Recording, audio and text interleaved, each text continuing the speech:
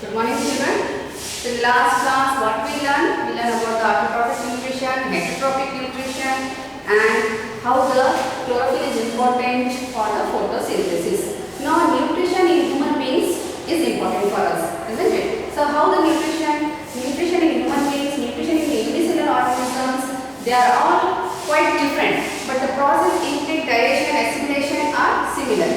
So, first we'll see how the nutrition is taking place in amoeba. So, nutrition differs as the complexity increases. How it will be? So, the stage at a simpler level, the nutrition is very simple. Taking in food, digestion, assimilation, and breakup, digestion. Okay.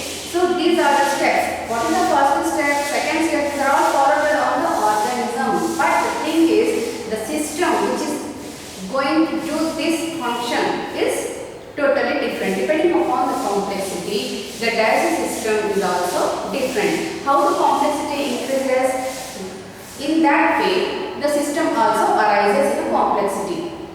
So first, if we see in the simpler way, how it will be. First, when we see unicellular organism, that is in amoeba, as you see in the figure, it is a very simplest and unicellular organism. So it goes at a simpler level of the nutrition. So what the digestive system is different based upon the taking of food or intake of food.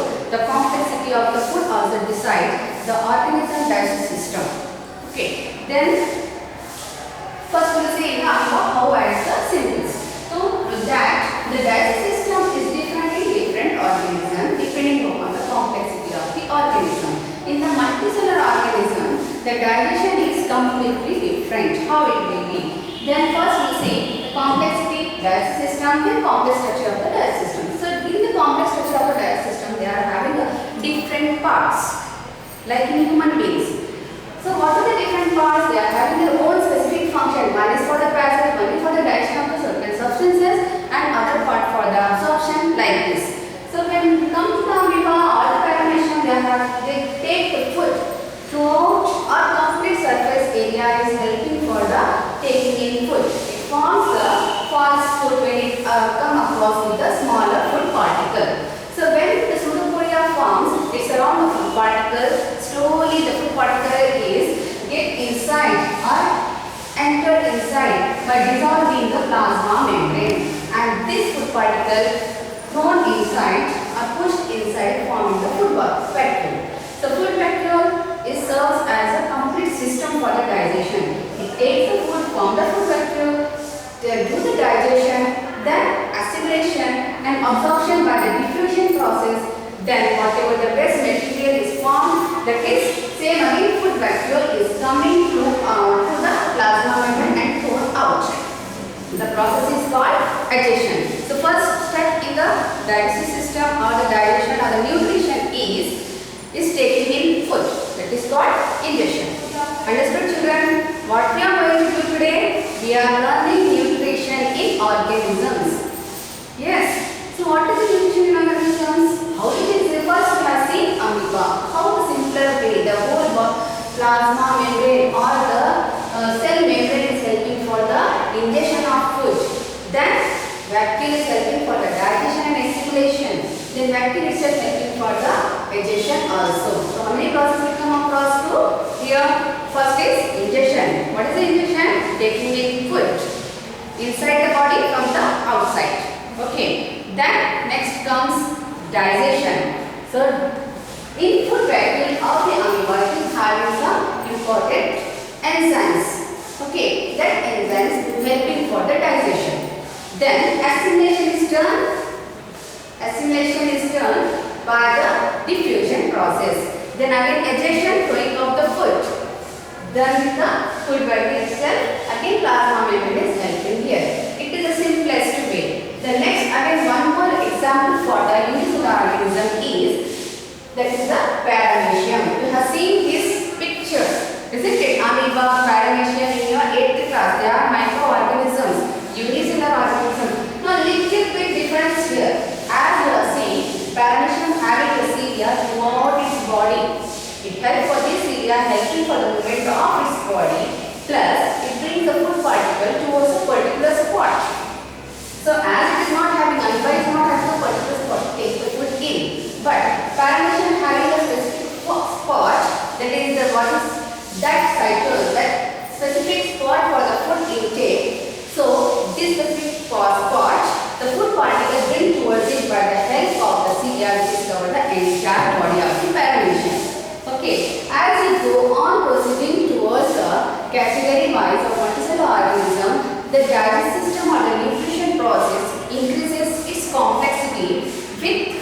complex structure of the tract or complex structure of the nutrition process.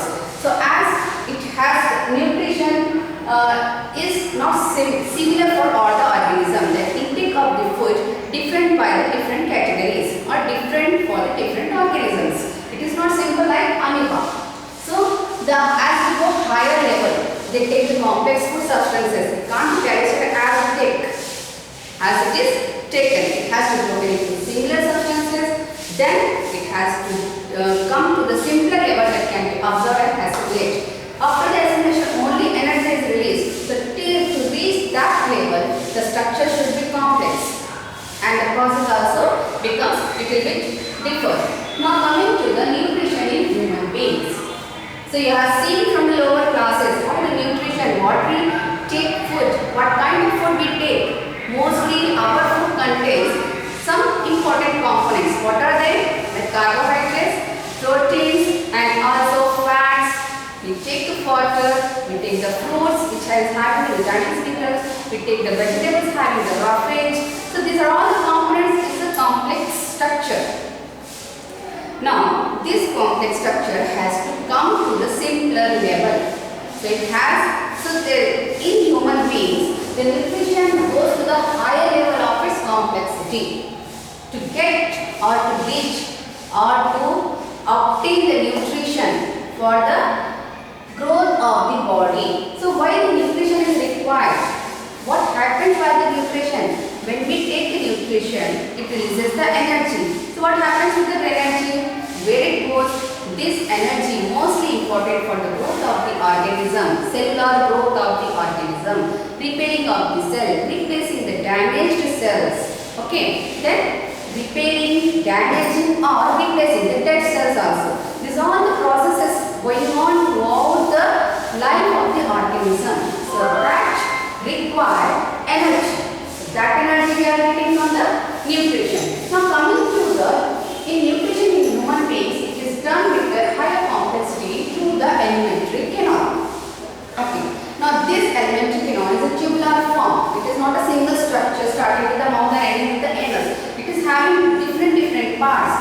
That parts specifically doing their own functions. How they relate. Now alimentary canal is extending from mouth, ending at anus. In between, it is reaching to such a level that it has to break or it has to digest the complete food which is taken in and get the higher form of the nutrition. Now, in mouth, when we come to the first part of the alimentary canal, that is mouth. Mouth having, say in human beings we are having a number of teeth, certain number of teeth, isn't it? So that teeth is helping for the breaking of the larger particles of the food into the smaller particles. Now here, the tongue also helping for us, isn't it? Making movement from the food particles from one side to the other side to get it chewed. Then again, the tongue also plays an important role. It having a taste buds. It is having the specific spots or specific area on our tongue for the tasting, salty, sour and sweet. You learned this in 5th class, 7th class, isn't it? So same thing. So tongue is also helping here. In the mouth, we are having the 3 pairs of salivary glands. What are the salivary glands? We are having a parotid salivary gland or submaxillary salivary glands, sublingual salivary glands. These glands releases certain fluid-like substance. So what is this fluid-like substance contains? This contains a very important enzyme called salivary amylase. So what is the role of salivary amylase? This salivary amylase helping for the digestion of starch molecules. Starch is a complex carbohydrate, isn't it? So this starch, which is having a complex structure, it has to go to the simpler level, that is a simple glucose or the forming the sugars. So starch is digested, giving rise to the simple sugar, which can be absorbed partially. So saliva mixed with the food molecules or the food we take in. So it makes the that is free movement for the food bolus to move past through the tract and also helping for the partial digestion. Yes. Now coming to the next part. When the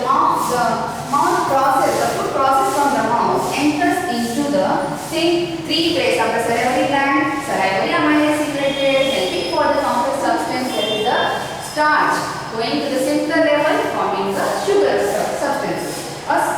Coming to the simpler sugar substances. Now coming to the next level, where it goes from the mouth where the bolus or the food moves to the connected part called esophagus.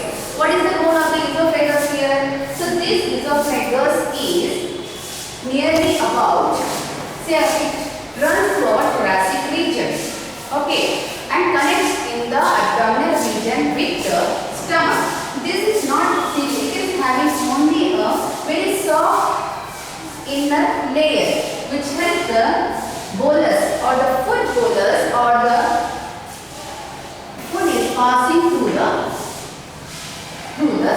esophagus. The movement is taking place, very important movement. What is called? Peristaltic movement. That is rhythmic movement is taking place in the esophagus. A varying movement taking place in the esophagus that makes the food bolus to cross through the tubular structure to reach the stomach. Now stomach is in the abdominal region which is in the J shape. It is the largest organ in our alimentary canal. So how it will be? What it does? How it is helping for our getting to reach our target, that is the nutrition or digestion process. Now coming to this, here we are having about mucus it secretes the HCl and it also having certain enzymes. So these three products which is produced by the stomach helping for the digestion. Now first thing, what mucus is doing here, mucus protecting the inner layer of the stomach. With what it is protecting, as it is having the gastric glands inside which secrete the HCl. HCl is important, it is having two functions. First, it kills the bacteria which comes along with our food. Next, it helps for the digestion process because some of the enzymes which are released or secreted in the stomach, they are in the inactive stage. So they have to come to the active stage. Like one of the enzyme called pepsinogen. Okay, what is the enzyme called? It is pepsinogen. It is an inactive form of pepsine. So this pepsine helping for the digestion of proteins. If it not secreted, if the stomach is not secreted the HCl, it doesn't change to the active form. So it is having the two function. First function, most important function, is killing the germs, killing the bacteria, which is harmful for our tract. Next, it helps for the pepsinogen to convert into pepsin. Okay, so certain enzymes required in the stomach. The medium is acidic because of the secretion of mild HCl, which is dilute form. Then the food reaches to the intestine with the help of a sphincter that is called pyloric sphincter. Through the sphincter, timely the food is sent to the intestine. Now here comes the intestine works or the enzymes which is secreted by the inner layer of the intestine which require the alkaline medium. Now food is acidic which got the digestion in the stomach. Now it has to convert into the alkaline medium, then only the further processes or the conversion of the complex substances into the simpler will take place. Now what happens? Here the secretion of the largest gland in our body called the liver comes to the intestinal or the dairy part. Now intestine gets or receives some alkaline product called bile juice which is helping for the emulsification of fat. What means the emulsification of fat? These larger fat molecules are broken into the smaller fat molecules or fat globules. Now this bile juice secreted and stored in the gallbladder. So timely when food enters, the gallbladder starts releasing a bile juice. That bile juice comes to the food and mixes with, making the first medium is alkaline, then helping for the emulsification, then this bile juice and also the same part receiving the pancreatic juice also. From where? This pancreatic gland. So just above in the abdominal region, right side of our body is having liver. Just below the stomach on the left side of our body or abdominal region, we are having a structure which is pale in color, that is called pancreas, which is having a dual nature. First function, it is enzymatic or secretes certain digestive juices. Next is hormonal, that we are going to see in a further lesson. Now this is the largest gland which secretes the bile juice and also the pancreatic juice comes and reaches to the intestinal part. So intestine is a long tube. So about 7.5 meters, which is compactly situated in the upper abdominal region, which is completely coiled structure, having the inner layer various of secreting and absorptive layers. Now this bile juice and this whole pancreatic juice helping for the digestion of protein and also for the fat. Trypsin, which is released in the enzymatic form, or the trypsin is an enzyme secreted by the pancreas, helping for the protein digestion. Then lipase, helping for the fat digestion. Protein digested to the forming the amino acids. Then lipase helping for the digestion of fat, which turns into the fatty acid and glycerol, or fatty acid and the smaller particles of the fat globule, that is called glycerol. Now this is ready for the absorption. It is at a simpler level. Now coming to the intestinal wall, which is a very amazing structure. How it is? Because this long tube also not enough for the digestion and absorption.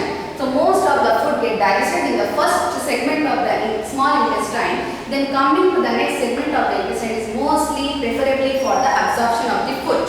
So how it is going to absorb? So but the food which is releasing its energy, it has to reach to the blood. Through the blood cells only, it is reaching to the each and every cell for the replacing, repairing, and the damaged one has to be replaced. So all the work for the growth, the division, everything is done by the nutrition with the help of the blood only. It's all going to be transferred. Now, the intestinal wall is having a villi-like structure, that is called intestinal villi, which is a highly convoluted tubular structure. So, this villi is having this kind of structure. So, inside this intestinal villi, there is a richly supplied with the blood capillaries. So, these capillaries, this absorb the food will be taken by the blood. Okay. So, this simpler like glucose, amino acids, and also the fatty acids are absorbed through the blood, and then it is converted in that energy or that simpler form is absorbed by the blood and transferred to throughout the body in the form of an energy or in the form of a nutrition. So, what is the role of this intestinal villi? This increase the surface area for the absorption, because absorption and diffusion of the gases is a very slow process. So it takes time. So it releases or it increases the surface area for the better absorption of the nutrition. Now after the whole nutrition is absorbed, so this food is just passed to the larger intestine. This larger intestine is mostly helping for the absorption of water. So most of the food is absorbed in the small intestine. Water is absorbed in the large intestine. Then whatever the waste material after the absorption of the nutrition is formed, it has to be thrown out timely with the sphincter which is placed at the anus. So this process is called digestion. Now what happens to the again herbivores? As we are going to the as we have seen the elementary kingdom of the human beings. So, we can't digest the cellulose. You know cellulose, what is the cellulose? Cellulose is a complex carbohydrate which is present in the plant tissue. You have seen this complexity of the cellulose very present. We had done this in our 9th class. So, this cellulose has to get digested, but it can't be digested in a human being. So, we are as an omnivore, or the animals which are carnivores, they digest tract is small compared to the herbivores. Herbivores having a long digestive tract. Very important point here. How they are. Why these are why the elementary canal is longer in the herbivores compared to the other animals? Because